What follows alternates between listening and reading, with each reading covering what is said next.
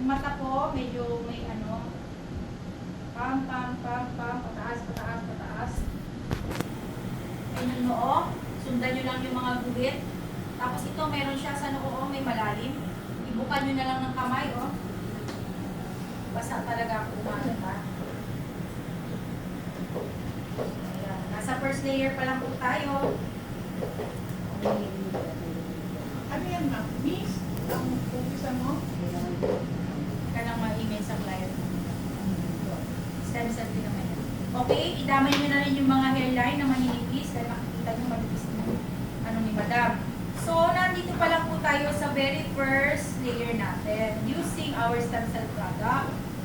Ma'am, isara nyo po yung bibig nyo. Idamay nyo kasi ang bibig marami rin nagkakalitan sa pag-ibig. Contour, contour, contour, taas, taas, mata, i-drawing ang mata. I-drawing ang mata. Kasi may mga wrinkles at pangingipin sa mata. Alam mo kung bakit matagal ako maganito? Pinapakita kong inuubos ko yung produkto. Huwag kang magtipid dahil binabayaran yan.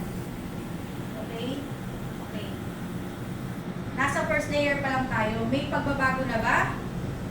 Diba? Feel refreshed and lifted. Diba? Ngayon po, gagamitin na natin yung ating Stem Cell Ampoule. 5 drops.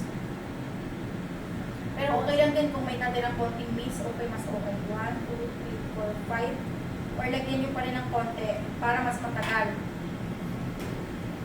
1, 2, 3, 4, 5. Napitigil na. Kasi 5 grams na tayo. Hindi natin i-propose. Abay, lugi ka doon, madam. So, ang ginagawa namin kasi Tapos, ay, mali. Okay. Nalagay mo na. Nandito na yung very pure. Hindi naman Maria, nakinig ka na ka. Very pure na limang drop. Very pure na stem cell, gagamitin na po natin.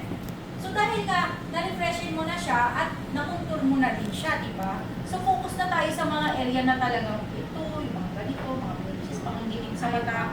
Kasi napakagaling talaga dito sa eye bag. Okay, close your eyes po.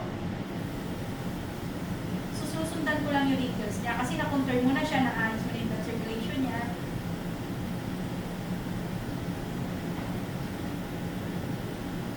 Medyo malapit kasi sa mata ko dahil kami eye bag. Ibukan nyo na lang yung wrinkles sa eye bag